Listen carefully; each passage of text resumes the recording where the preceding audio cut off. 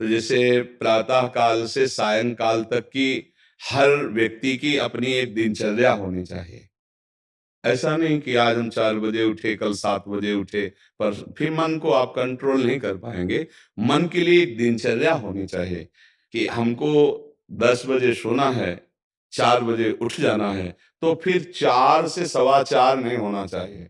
4 बजे उठ जाना ऐसा नियम बना लें और उठ कर के हमको थोड़ी देर नाम जप करना है, थोड़ी देर हमें वाणी जी का गायन करना है, थोड़ी देर हमें ध्यान एक अपनी दिनचर्या, फिर हम अपने संसार के कार्य के नियम, जो संसार के कार्य हैं, उनको भी करते हुए भगवान को समर्पित करें। जैसे जो पद में है, जो आपको राष्ट्र सेवा मिली है, जो आपको समाज सेवा के पद मिले हैं या आपको जो घर की सेवा के कार्य मिले हैं, उनमें बहुत धर्म पूर्वक आचरण होना चाहिए।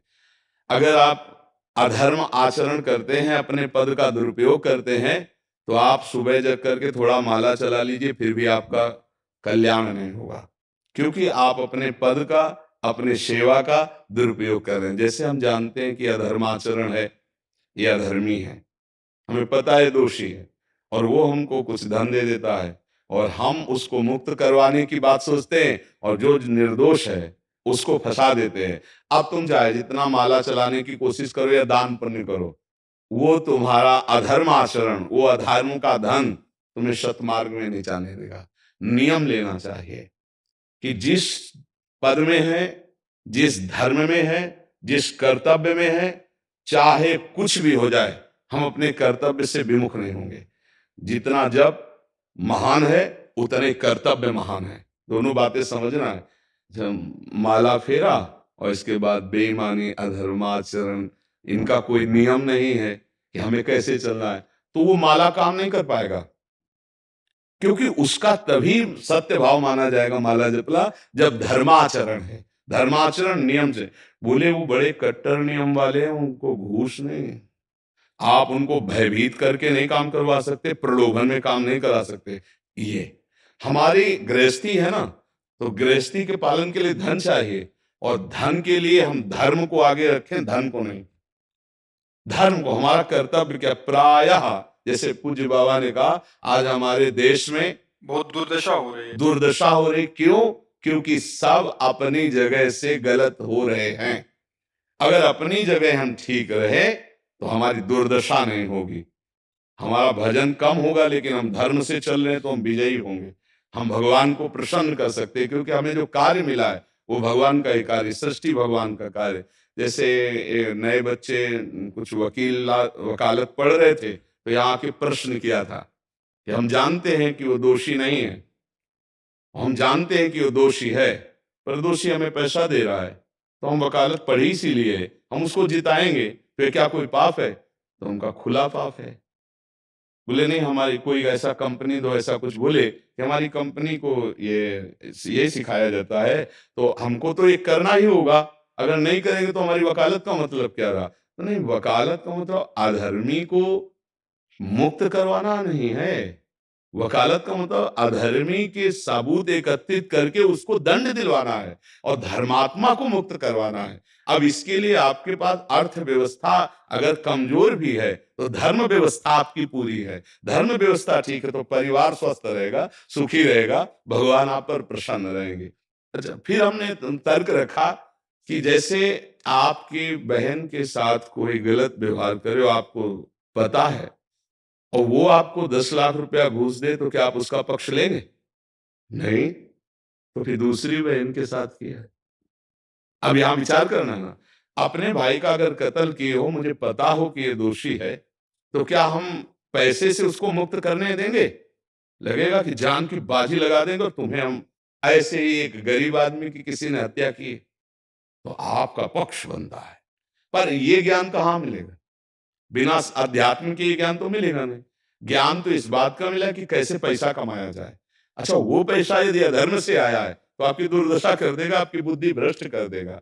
तो जो बाबा कह रहे हैं कि आज हमारे समाज की बड़ी दुर्दशा हो रही, उसका कारण यही है कि हमें अध्यात्म का ज्ञान नहीं, हमें धर्म का ज्ञान नहीं, और बड़ी बड़ी गलतियां हो जाती है। बिल्कुल पता है आदमी निर्दोष है और हम धन के प्रभाव से उसको दंड दे देते हैं। वो दंडा भगवान जब आपको पलट कर देंगे, तो आप सह नहीं पाओगे, उसका परिणाम बहुत बुरा होता है। तो इसलिए समाज को चाहिए अपने अपने कर्तव्य का पालन करते हुए एक नियमावली बना ले।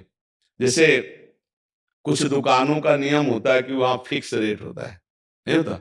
वहां ये नहीं चलेगा कि कसम से कहते हैं कि तुम्हें हम अपना जान करके कि 100 रुपया मीटर ये मिला है, हम बिल्कुल मुनाफा नहीं ले रहे।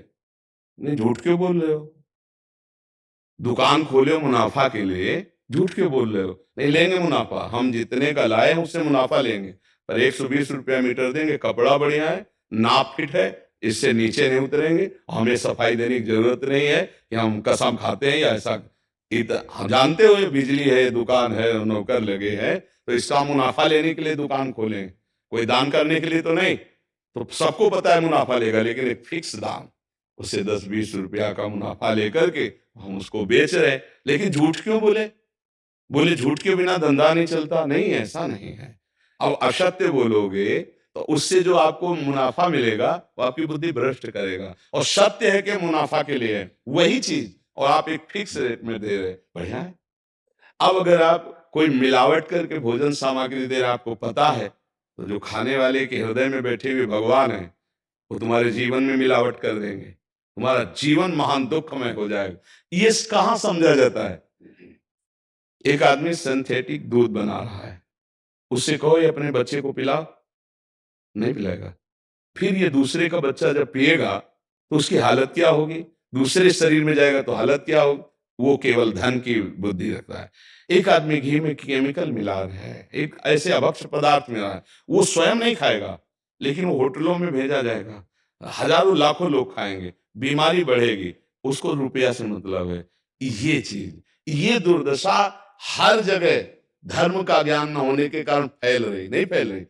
एक मरीज बीमार है, असली दवाओं में पैसे ज्यादा है, नकली दवा लेकर के असली के दाम में बेच देना, उसको बिल्कुल फायदा ना होना। लेकिन परमात्मा देख रहा है, तुम जानते हो नकली दवा है, वो तो नहीं जानता बेचारा, ज्यादा पढ़े लिखे नहीं, किसान आदमी गांव का आया है, तुमने दे दिया, और उसने पैसा दिया असली के।